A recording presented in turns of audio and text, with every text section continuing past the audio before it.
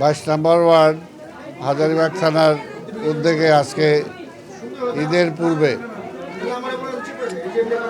ঈদ উপহার সামগ্রী প্রদান অনুষ্ঠানে আজকে এখানে যার আয়োজনে আমি এসেছি, আমাদের হাজারীবাগ থানার অন্যতম যুগ্ম আহ্বায়ক এই ওয়ার্ডের নেতা সুমন, এখানে উপস্থিত আছেন আমাদের মহানগরীর যুগ্ম আহ্বায়ক সাবেক কমিশনার মোশাররফ হোসেন খোকন, আমাদের হাজারীবাগ থানার বিএনপির সংগ্রামী আহ্বায়ক লিটন, অন্যান্য নেতৃবৃন্দ, সমবেত ভাই ও বোনেরা, আসসালামু আলাইকুম।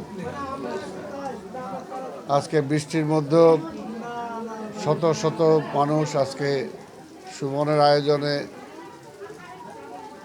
সবাই শরিক হয়েছে, সেটার জন্য আমি সবাইকে ধন্যবাদ জানাই।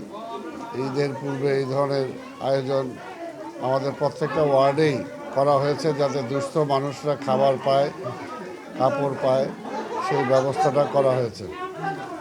আমাদের মাননীয় প্রধানমন্ত্রী দেশনায়ক তারেক রহমান আমাদেরকে নির্দেশ দিয়েছেন প্রতিটি এলাকায় মানুষের সাথে সম্পর্ক রাখতে, যোগাযোগ রাখতে। তারই ধারাবাহিকতা অংশ হিসাবে আজকের এই কর্মসূচি। আমি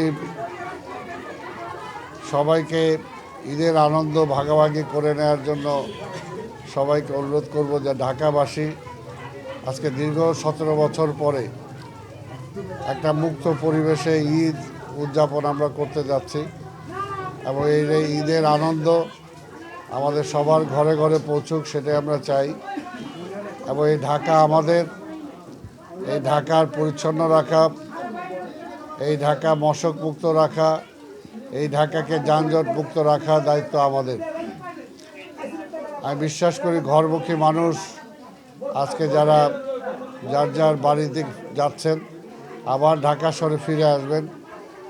এই ঢাকা শহরে আমরা ঈদের পরে চেষ্টা করব আমাদের যানজট, মশা, আবর্জনা এগুলো মুক্ত যাতে আমরা থাকতে পারি, সেটার জন্য সবাইকে নিয়ে আমরা বসে মত বিনিময় করব। সিটি কর্পোরেশনের উদ্যোগে বিভিন্ন সামাজিক প্রতিষ্ঠান যেগুলো আছে, বিভিন্ন ক্লাব, বিভিন্ন সমবায় প্রতিষ্ঠান, এলাকা ভিত্তিক বিভিন্ন যুব প্রতিষ্ঠান, বিভিন্ন ক্লাব যারা আছে, তাদেরকে নিয়ে আমরা বসে এলাকা ভিত্তিক একটা সামাজিক আন্দোলন আমরা গড়ে তুলতে চাই যে ঢাকা আমার, আমি বদলালে ঢাকা বদলাবে। এ পরিষ্কার, যেটা আজকে যদি আমরা নিজেরা দায়িত্ব পালন না করি, তাহলে আগামী দিনে চিকনগুনিয়া, ডেঙ্গু রোগের মতো আবার জ্বরের প্রভাব আমাদের এখানে আসবে। কাজে আমাদের আঙিনা আমাকে পরিষ্কার রাখতে হবে, আমার ছাদ আমাকে পরিষ্কার রাখতে হবে। পাশাপাশি সিটি কর্পোরেশনের যেখানে দায়িত্ব আছে, সিটি কর্পোরেশনও তার দায়িত্বটা সেভাবে পালন করবে। আমি মনে করি যে 50-50, জনগণের দায়িত্ব অর্ধেক, সিটি কর্পোরেশনের দায়িত্ব অর্ধেক।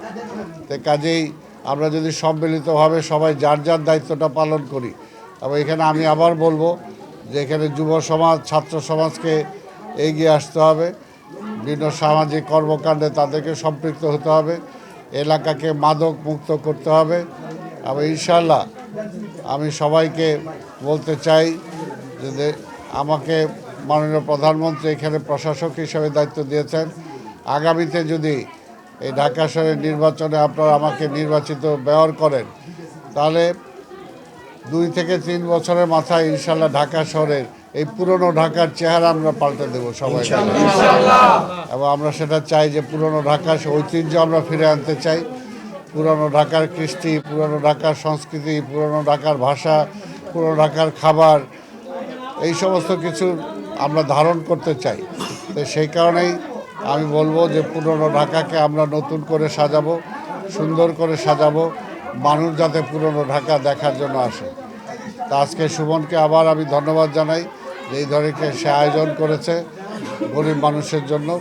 ভবিষ্যতে তার এই ধরনের প্রয়াস অব্যাহত থাকবে, যাতে সবাইকে নিয়ে আমরা সুখে শান্তিতে থাকতে পারি। তো সবার শেষে সবাইকে, ঢাকাবাসীকে ঈদ মুবারক।